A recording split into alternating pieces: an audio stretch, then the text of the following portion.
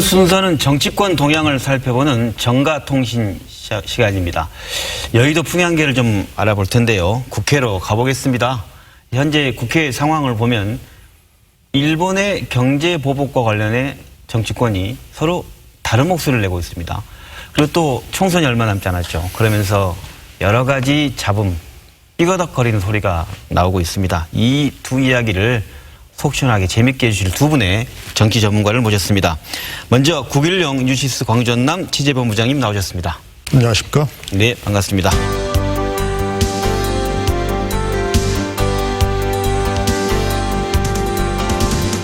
네, 그리고 김홍국 경기대 겸임교수님 나오셨습니다. 네, 반갑습니다.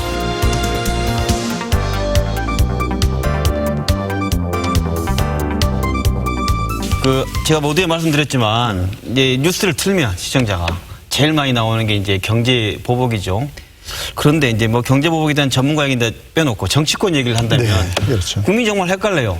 이게 말 그대로 양 두 정치 집단이 다른 얘기를 서로 하고 있는 것 같습니다. 뭐 민주당은 자유한국당을 향해 대일본 총력을 방해하는 일본의 뭐 엑스맨이다.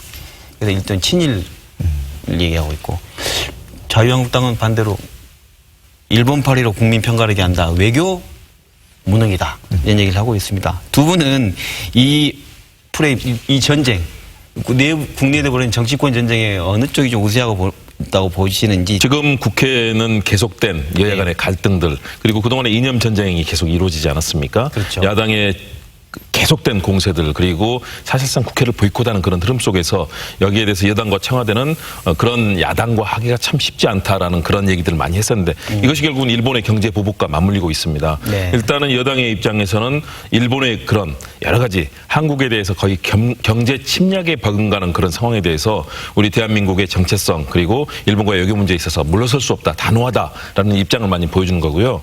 야당의 입장, 특히 자유한국당은 상당히 좀 문재인 정부를 비판하는 쪽에 치중하다 보니까 도리어 일본의 외교를 어떤 경우는 옹호하는 듯한 느낌도 있고, 네. 그러니까 아베 정부에 대한 비판보다는 문재인 정부에 대한 비판에 치중하다 보니까 약간의 그런 친일적인 흐름도 나타나고 있다, 이런 비판을 받고 있는 거거든요. 이것이 초반부터 완전한 갈등 상황으로 갔다.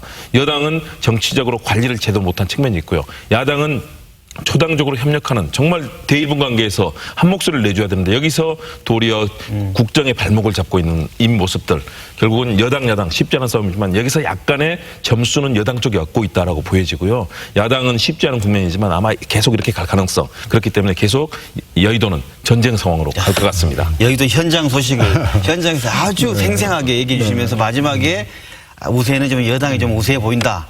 또 우리 또 호남하면 또 정치 일본지 아니세요? 구본부장님이 한번 해주십시오. 저는 지금 국회 상황에 대해서 한번 말씀을 드리고 싶습니다. 네. 국민들이 보기에는 참 한심스러운 상황이 아닌가 싶어요. 네. 일본의 어떤 이런 보복 규제 조치가 더욱 심화되고 있고 또 아베 총리의 비난의 수위는 더 높아지는데 과연 국민들의 대의기관인 국회는 뭐하고 있느냐. 한 목소리조차 내지 못하고 있다. 네. 이런 말씀을 드리고 싶습니다. 결론적으로 말씀드리면 일본 정부의 보복 규제 조치 철회 촉구 결의안조차 지금 본회의에서 처리가 안 되고 있습니다. 대통령과 5당 대표들이 만나서 초당적 대응에 합의를 했고 또 소관 상임위원회인 외교통일위원회에서도 만장일치로 채택을 했는데 여야 지도부가 본회의 일정, 의사 일정을 정하지를 못한 거예요. 거기에는 추경안 처리, 또 국방부 장관 해임 건의안, 이게 그렇죠. 이제 맞물려 있는 것인데 그렇죠. 네. 당 지도부의 이런 모습을 보면서 참 한심스럽다 이런 생각이 들고 국민들은 그렇지 않습니까?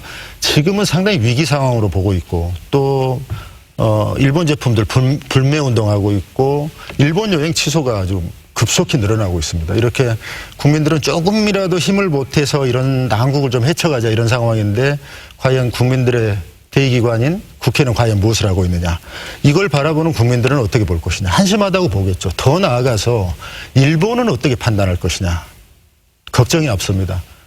대한민국을 한 번 더 비웃고 있는 건 아닐지 이런 걱정이. 분열하는 대한민국의 모습을 국회의 보고 모습입니다. 국회 모습을 보고 네. 그럴 것 같다. 두 분께서 이제 평가를 해주는데 전반적인 흐름도는 좀 여당이 좀 더 우위에 있어 보인다라는 평가를 좀 들려지는데 그런가요? 그래서 여당이 이렇게 강공세로 간 겁니까? 어떻습니까? 어떻게 봐야 됩니까? 그런 측면이 분명히 있다고 봅니다. 정치적으로도 상당히 유리한 국면이 될 수 있거든요. 네. 일본의 경제 보복이 이루어진 이후에 네. 문재인 대통령과 집권 여당인 더불어민주당에 대한 지지율이 지금 상승세를 보이고 있습니다. 지금 나오고 있는 흐름을 보면 네. 40대 후반에서 50대 중반까지 지금 문재인 대통령의 지지도가 올라갔습니다. 네. 약 거의 1년 전 상황으로 지금 돌아간 것으로 보이는데요. 그리고 여기에 대해서 반대하는 자유한국당의 지지율은 20% 중후반으로 지금 떨어졌거든요. 계속 하락 추세입니다. 다시 말해서 외교 문제에 있어서 일본에 대해서 우리 민족의 가치 그리고 일본의 이런 잘못된 그런 행태에 대해서 거의 뭐 침략에 가까운 것 아니겠습니까? 우리에 대한 전쟁 선포까지 이루어진 셈인데요. 여기에 대해서 우리 국민들이 분노하고 있고 여기에 대해서 적극적인 대응을 하고 있는 문재인 정부와 여당에 대해서는 일단은 지지의 흐름이 가고 있는 것이라고 판단이 됩니다. 말씀 들어오면 그 친일 여당이 얘기한 친일 얘기하고 야당이 외교 무능인데 전반적인 흐름도는 좀 더 이것은 한 몫을 내고 친일로 가서는 안 된다는 여당 쪽이 좀 더 힘을 더 얻고 있다. 이런다고 한다면 상대적으로 이제 고민 많은 게 자유한국당의 황교안 대표일 것 같아요. 이게 말 그대로 특위도 만들고 친일 관련 이번에 만들어라 이렇게 했는데 이 상황 어떻게 보십니까? 자유한국당의 고민 지점에서 한번 바라봐 주신다면. 자유한국당 입장에서 보면 이 친일 프레임, 지금 이제 전국이 친일 프레임으로 누가 의도했든 의도하지 않았든 간에 친일 프레임으로 가고 있는데 네. 자유한국당으로서는 결코 자유로울 수 없는 덫이 아닌가 이런 생각이 듭니다. 과거에서부터 있어왔던 반민특위 논란 또 지금 온라인상을 뜨겁게 달구고 있는 토착외구 뭐 이런 논란도 있고 네네. 이런 곳에서 자유로울 수가 없어요. 또 자유한국당 내부에서 보면 여당이 자꾸 친일 프레임을 거니까 굉장히 곤혹스럽고 거기에 대해서 반격을 하지만 내부적으로 보면 상당히 고민의 일단이 있다. 여당이 지금 일본에 대해서 강공 드라이브를 거는 것에 대해서 문제를 제기하면 그건 친일 프레임에 걸리는 것이고 그런다고 제1야당이 가만히 있을 수도 없는 것이고 이런 곤란한 부분이 있는데 지금 정부 여당의 일본 공세로는 한일 관계를 결코 개선할 수 없다. 이런 목소리를 내고 있거든요. 그렇게 보면 자유한국당 입장은 자꾸 그런 비판을 제기하면 할수록 친일 프레임에 더 갇히게 되는 것이고. 제기는 해야 되는데 또 안 할 수는 없는데 그렇습니다. 했는데 또 불리해지고. 또 하나 재밌는 게요. 실은 일본 의원들 또 일본 정부하고 창구를 찾자면 민주당보다 자유한국당 쪽이 더 많습니다. 한일 의원연맹 숫자만 보더라도요. 자유한국당이 훨씬 많습니다. 그러니까 얼마든지 통로를 만들 수 있는데 이 친일 프레임에 걸려서 더 활발하게 활동할 수 없는 게 지금 자유한국당의 한 단면이고 고민이기도 한 것입니다. 네, 그런 측면에서 교수님 그 자유한국당 변화나 뭔가 고민 지점을 또 현장에서 보고 계시죠? 어떤 네, 상황인가요? 그렇죠. 상당한 고민들이 있습니다. 네. 계속해서 그런 친일 프레임에 덫에 걸릴 가능성이 높다라고 스스로 이제 고민들을 하고 있지만 네. 쉽게 벗어나기가 어려운 것이 바로 자유한국당이 지금 리더십이 제대로 확립이 돼 있지 않기 때문입니다. 지금 황교안 대표가 2월 달에 대표가 되지 않았습니까? 자유한국당 지지율이 그때로 돌아갔습니다. 그러니까 당 지도부가 문재인 정부와 대결하라는 그 강경파들의 목소리에 대해서 제대로 대처하지 못한 채 우왕좌왕하면서 지금 자유한국당은 사실상 좀 내부가 자중질환의 상태에 있다. 특히 외교안보의 사안에 있어서는 정말 초당적인 협력이 필요합니다. 그렇죠. 미국에 우리 방미단이 떠나는데 상임위에서 결의하고 본회의에서 결의를 못했습니다. 우리 국회 차원의 결의가 아닌 셈이거든요. 부탄 결의하는 말씀하셨죠? 당연하죠. 예. 어떻게 그럼 일본하고 미국을 우리가 설득하고 지지를 얻어낼 수 있겠습니까? 일단 방미단을 여야가 공동으로 꾸렸다는 것 자체는 나름의 의미는 있다고 봐요. 그런데 네. 정작 국회 차원의 결의안조차 손에 갖지 않고 그러니까요. 가서 어떤 의원 외교를 할 수 있을 것인지 지금 미국에서 예정됐던 그런 행사들이 한미일 의원총회, 의원회의 이런 거거든요. 네네. 그런 데서 국내 목소리를 담은 또 국회의 어떤 하나된 의견을 가지고 가서 그걸 설명을 하고 국민들의 뜻은 이렇다. 우리 하나의 목소리를 내고 있다. 또 국회도 이렇게 해서 하나로 의견을 냈다. 우리의 의지다라고 얘기를 하고 또 일본의 이 보복 규제 조치에 대한 부당성을 난단히 설명을 해야 될 텐데 정작 시작 단계인 물론 결의안이라는 것은 어떤 선언적인 의미가 있기 때문에 실효는 없다라고 볼 수 있죠. 그렇지만 미국 의원들이나 일본 의원들이 보기에는 국민들의 의지를 담고 있구나라고 할 수가 있거든요. 국민들의 입장에서 보면 하루라도 빨리 처리가 됐었어야 될 것이 보복 규제 조치 철회 촉구 결의안입니다.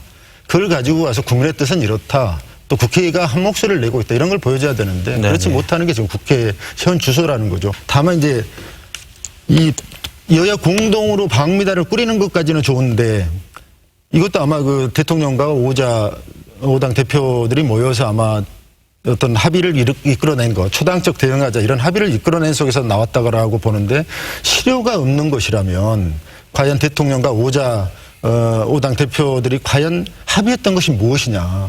초당적 대응이라는 게 과연 뭘 의미하는 것이냐 이런 의문은 듭니다. 이 모든 얘기를 다 지금까지 한 것은 결국 내년 총선에 대한 이 양 정치 세력의 대결 구도, 그 구도 속에 일본의 논쟁도 있고 여러 가지 러시아 중국의 영공침도 있는 거 아닌가 싶어서 먼저 이 당에 대한 얘기, 민주평화당 말이 평화인데 평화롭지 않은 것 같아요. 그렇습니다. 민주평화당이 안평화당인 것 같고 바른미래인데 이쪽은 서로 다른 미래를 추구하는 다른 미래당으로 지금 내용을 겪고 있는 것 같다는 분당순을 받고 있다는 생각도 드는데요. 이게 지금 그러면서 제3지대론 또 뭐죠? 대한정치연대. 네. 결국 총선 앞두고 뭐 호남당 아니냐 이런 얘기도 있어요. 두 분 이 정치권 이제 총선 얘기 좀 해주시죠. 재밌는 표현인 것 같아요. 미래가 없는 다른 미래당. 미래가 없다고 하는 게 미래가 다르다고 했습니다. 다른 미래당. 네네. 네, 평화가 없는 민주평화당.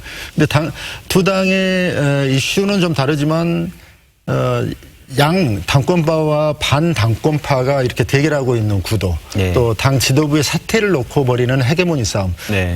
비슷한 형국이라고 봅니다. 네. 결국은 뭐 변화하고 개혁이고 뭐 이런 명분을 내세우고 있지만 결국은 주도권 싸움이다. 당의 헤게모니 싸움인 것이고 그것은 마지막 지점은 내년 총선에 귀결이 돼 있는 것이죠. 네. 총선에서 공천권이나 당권을 쥐기 위한 그런 헤게모니 싸움을 하는 것인데 거기에서 어떤 명분을 가질 것이냐.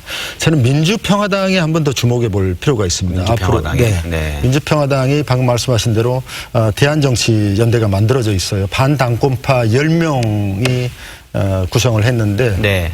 이제 당권파는 뭐 당연히 정동영 대표를 중심으로 한 어떤 주류 세력일 것이고 반당권파는 유성엽 원내대표 또 박지원 전 대표를 중심으로 한 반정동영파 이런 세력인데 반당권파 10명 중에 무려 7명이 또 호남 출신 의원이에요. 이게 지금 호남 중심의 제3지대 신당론하고 연결이 되는 부분인데 그 반당권파의 주장은 그렇습니다. 네. 지금 민주평화당의 지지도 이걸로는 총선은 어렵다라는 것이죠. 쉽게 얘기하면 정동영으로는 안 된다. 새로운 체제, 비상체제가 됐든지 새로운 체제를 만들어야 하고 그걸 받아들이지 못하겠다면 신당의 길로 가겠다. 신당 창당의 길로 가겠다. 네. 거기에는 바른미래당 소속의 호남 중진 의원들이 있습니다. 박주선, 김동철, 주승용. 이런 사람들 영입하고 또 네. 지금은 무소속이지만 한때 한솥밥을 먹었죠. 송금주, 이영호 의원. 여기까지 하게 되면 제3지대에서 빅텐트까지는 아니어도 하여간 큰 텐트를 칠 수 있다. 그게 제3지대 신당론이 되는 겁니다. 네. 그렇지만 이게 따지고 보면 이건 다시 이제 호남 중심의 당이 되고 이 양당의 뿌리는 저기거든요. 국민의당이거든요. 분화됐었고 지금은 호남 내에서 지지도가 약하고 입지가 약하다 보니까 다시 결합하는 도로 국민의당이 되는 것 아니냐 이런 생각은 이런 형국이 아닌가 이렇게 판단이 됩니다. 예, 이게 이제 국민의당, 민주평화당 또 가정 여기 정치권 현장을 지역에서 바라보신 얘기로 명확히 해주셨는데 우리 김 교수님 의견 어떠신가요? 저는 작년부터 계속 그런 얘기를 했습니다. 네. 결국 갈라질 수밖에 없는 그런 상황이다. 그리고 그런 상황이 계속 이어질 거라고 봤습니다. 왜냐하면 바른미래당 내부 보시지만 바른정당계의 보수성 그리고 호남 출신의 국민의당 의원 계열의 호남과 또 진보적인 이 중도적인 색깔이 섞여 있지 않습니까? 함께 하기는 좀 쉽지 않은 상황이었고 지금도 마찬가지로 그 갈등이 계속 이어지고 있습니다. 민주평화당도 곤혹스럽습니다. 네. 녹화가 진행되는 25일 오늘 나온 여론조사를 보면요. 네. 민주평화당과 우리공화당의 이 지지율이 1.8%로 똑같습니다. 아, 두 정당이 같단 말 그렇습니다. 말씀이십니까? 그리고 바른미래당이 5.1%의 지지율이 나왔거든요. 천막당 방금 전에 나온 우리공화당과 따끈따끈한 민주평화당이. 여론조사입니다. 네. 그러면 국정농단을 부인하고 헌법에 이런 가치도 부인하고 박근혜 전 대통령 사실상 뭐 30년이 넘는 형을 받을 정도로 중범죄를 저지른 것 아니겠습니까? 네네. 그를 옹호하고 헌법을 부인하는 이 우리공화당과 지금 민주평화당의 지지율이 같습니다. 네. 과연 민주평화당에서 앞으로 희망을 만들 수 있을 것인가? 평화로울 수 없겠네요. 네. 그렇죠. 지금 이 모든 것들은 헤게모니 싸움을 넘어서서 저는 생존을 위한 싸움이라고 봅니다. 앞으로 이어지는 내년 4월까지의 총선 국면에서 지금의 상황이라면 바른미래당 의원도 누구도 당선할 수 없고 민주평화당 의원 누구도 당선할 수 없는 것이 지금의 상황입니다. 당 지지율이 1 내지 5%대 정당에 대해서 어떤 국민들이 적극적인 지지를 보내겠습니까? 그렇다면 살아야 된다는 절박감이 있는 것이고요. 바른미래당은 결국은 보수 진영, 자유한국당과 같이 연대를 할 수밖에 없는 그런 색깔의 그리고 이념과 성향을 가진 의원들이 결국은 자유한국당과 만나기 위해서 다양한 지금 포석들을 깔고 있지 않습니까? 그 흐름들이 이어지고 있고 나머지 손학규 대표를 중심으로 해서 호남 출신, 국민의당 출신 의원들은 거기까지 가면은 정치 생명이 사실상 끝난다고 생각하고 거기에 대해서는 할 수 없다는 것 아니겠습니까? 결국 바른미래당은 분당하고 새로운 흐름 속에서 이 총선 국면 속에서 아마 연말쯤이면 아마 양쪽으로 서로의 보수와 중도 내지 진보 진영으로 갈라서는 그런 흐름들이 나타날 수밖에 없고요. 네네. 민주평화당의 경우는 사실은 더 절박합니다. 오죽하면 김대중 대통령 10주기 행사에서 서로 이런 갈등 때문에 참석하지 않고 당권파와 비당권파가 따로 행사를 치른다는 거 아니겠습니까? 아, 네. 이건 정말 한국 정치, 특히 호남 정치에 있어서는 비극적인 상황이라고 봅니다. 그 민주평화당과 바른미래당의 절박한 상황, 지지율이 아주 바닥을 이해하고 그러니까 뭐라도 해봐야 되겠다 마음까지 거기까지 다 이제 이해가 됐어요. 그래서 뭐 박지원 전 대표 같은 경우는 하는 게 우리도 뭐 새로운 패션을 좀 타봐야 되는 거 아니냐. 그러면 아까 말씀하신 뭐 대한정치연대 같은 새로운 연대인데 그게 과연 호남 민심 그리고 이분들이 봤을 때 새로운 정치 세력으로 느낄 수 있겠느냐에 대한 얘기를 두 분이 좀 해주셨으면 좋겠어요. 네. 호남 쪽에 의원들이 많으니까 혹시 호남에서 지지를 많이 받지 않겠느냐 이런 오해를 하시는 분들도 있는데 네. 지금의 현재 상황을 보면 결코 그렇지를 못합니다.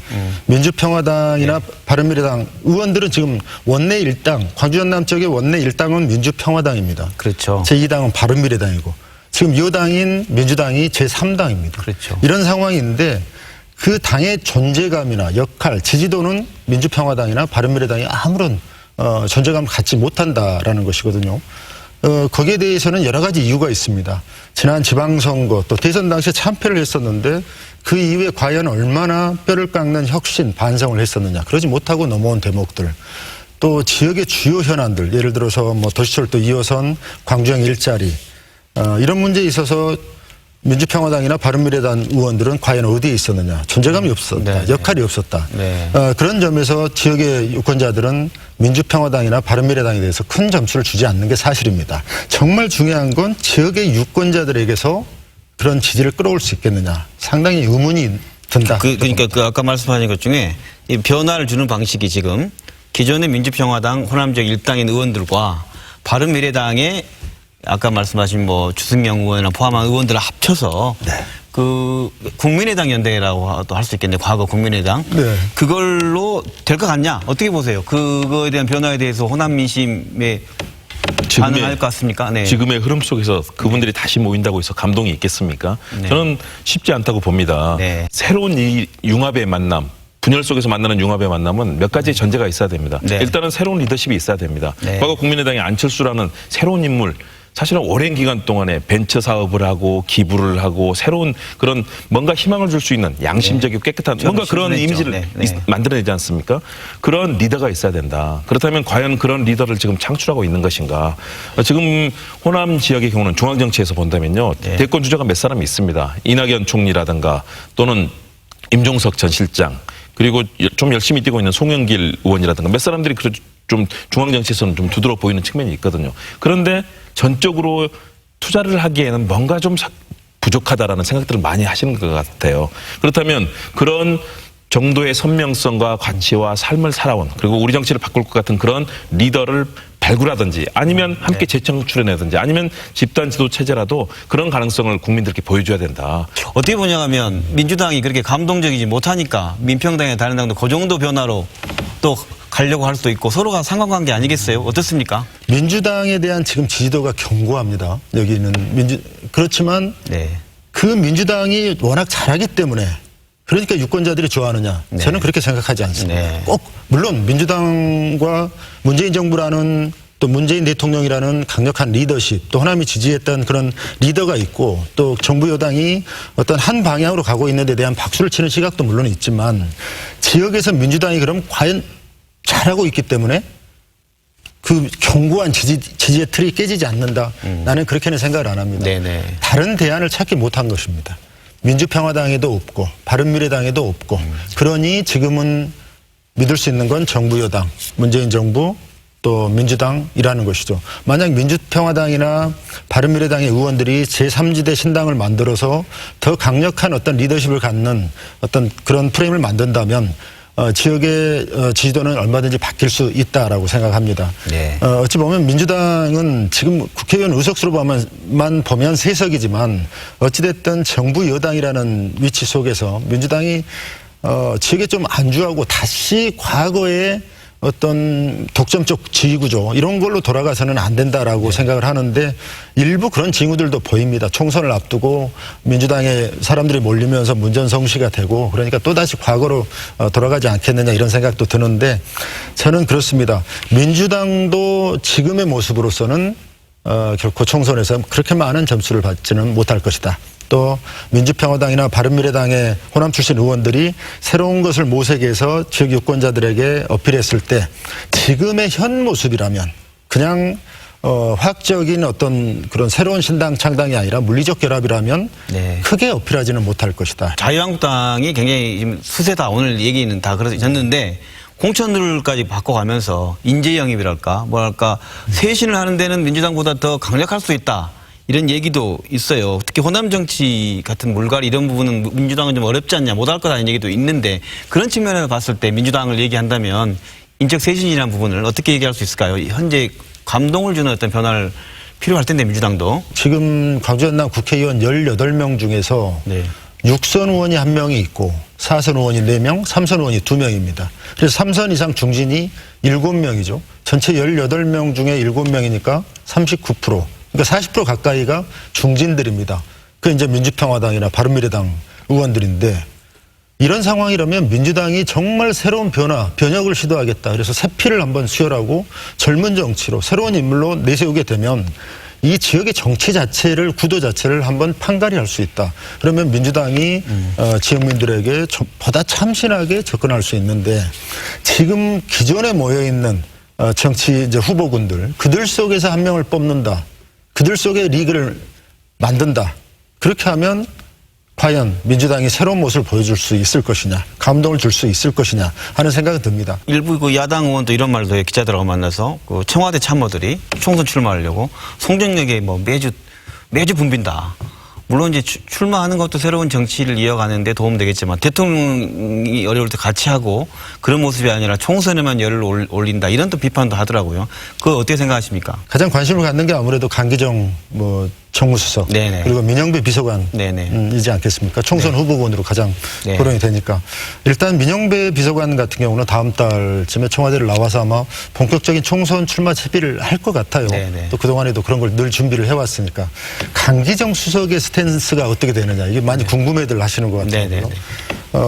제가 한번 얘기를 들어보면 구체적으로 나 출마한다, 출마하지 않겠다 이런 구체적인 말은 아낍니다.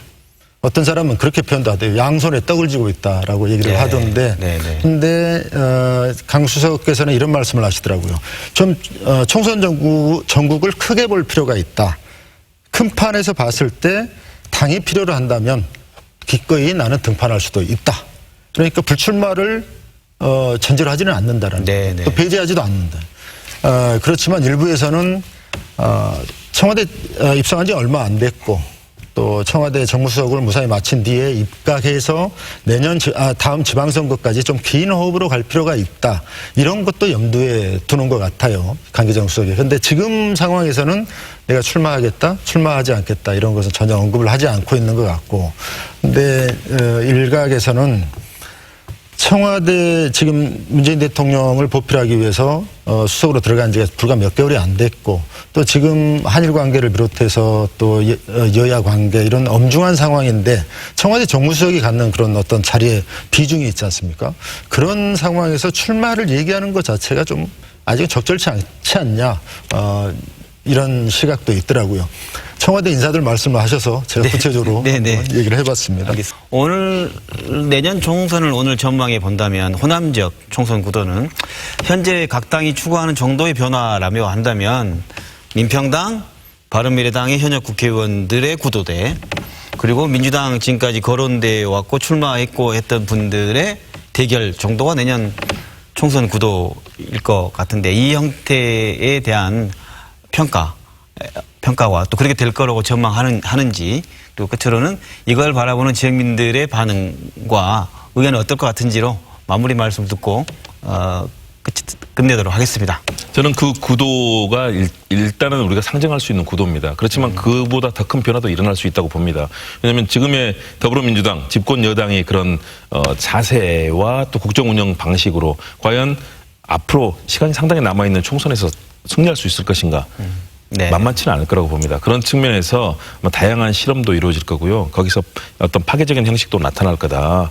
그리고 그걸 정말 잘해야 문재인 정부도 성공할 수 있다. 그런 속에서 아마 이합 집산을 하게 될 텐데요. 아마 본인들도 알고 있을 겁니다. 이대로 가서는 바른미래당과 또 민주평화당 내부의 구성원들도 그렇기 때문에 지금 이 갈등을 하고 있는 것이거든요. 그래서 새로운 그림들, 새로운 판짜기에서 내 역할을 낮추고 정말 좋은 인재들 그리고 호남 정치와 한국 정치가 추구하는 가치를 향해서 나갈 때 성공할 수 있을 거다. 그래야만 이 호남 지역민들뿐만 아니라 국민들에게 박수를 받으면서 이런 정치가 성공할 수 있다는 측면에서 지금 상황을 저는 정말 겸허하게 봐야 된다. 그리고 내 것을 내려놓겠다는 그런 헌신적인 자세로 나갈 때 새로운 길이 열릴 수 있다. 지금의 저는 청와대와 집권 여당의 자세도 마찬가지라고 봅니다. 그럴 때 일본과의 관계에 있어서도 우리가 적극적으로 방법들을 모색할 수 있고 결국 중요한 것은 정치는 연합입니다. 힘을 키워야 됩니다. 힘을 키우기 위해서는 그런 개혁에 공감하는 세력들 다수를 늘려가는 그런 상황이 필요하고요. 그렇다면 민주당 스스로도 내 것을 내려놓고 민주평화당이라든가 또 바른미래당 다른 정당에게도 더 많은 가치를 주면서 연합과 연대의 틀을 만들어갈 때 문재인 정부 집권 2기가 성공할 수 있다. 만일에 그렇지 않을 때는 집권 2기에 법안 하나 만들지 못하고 법을 만들지 못하면 예산 배정이 안 되고 개혁은 실패할 수밖에 없습니다. 지금이 절체절명의 시기라는 것들을 저는 문재인 정부 그리고 특히 집권 여당이 명심할 때가 아닌가 생각을 합니다. 지금의 정치 상황 그대로 총선까지 이어진다면 앵커께서 말씀하신 그 구도로 갈 가능성이 큽니다. 특히 이쪽 지역에서는 민주당 중심의 총선이 될 가능성이 높죠.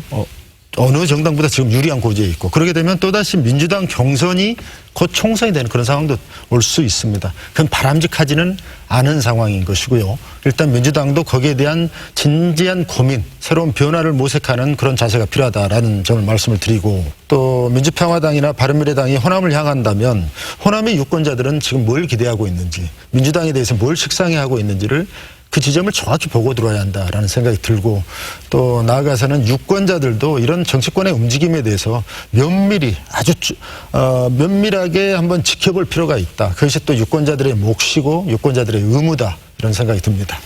네, 말씀 고맙습니다.